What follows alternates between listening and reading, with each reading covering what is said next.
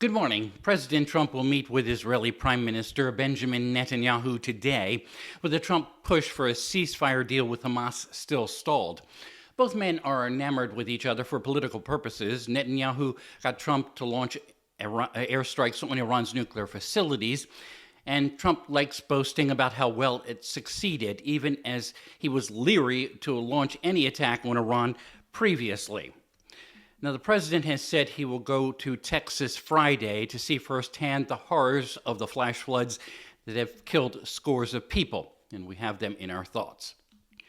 On Friday, there was a 4th of July big signing celebration at the White House of the One Big Beautiful Bill. More than likely, you've heard the basics of what it does.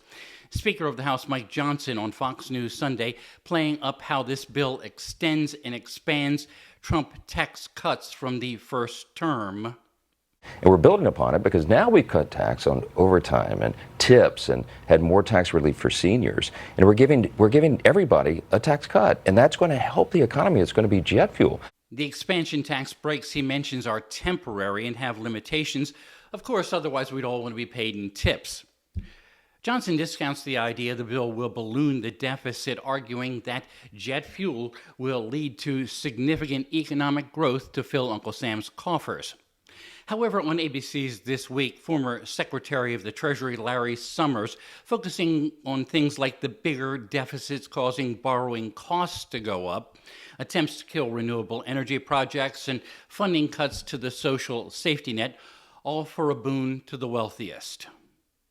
In my 70 years, I've never been as embarrassed for my country on July 4th.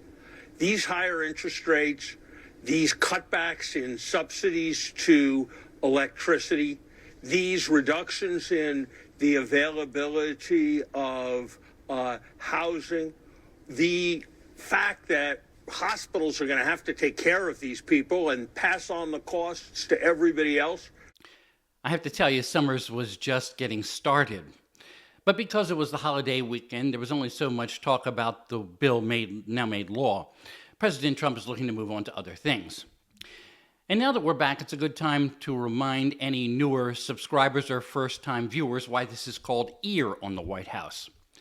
It grew out of a radio debrief business I had for 5 years, and even today, I write up notes to the stations with which I would speak most weekday mornings. And recently I decided, why not put those notes to use, creating this YouTube channel.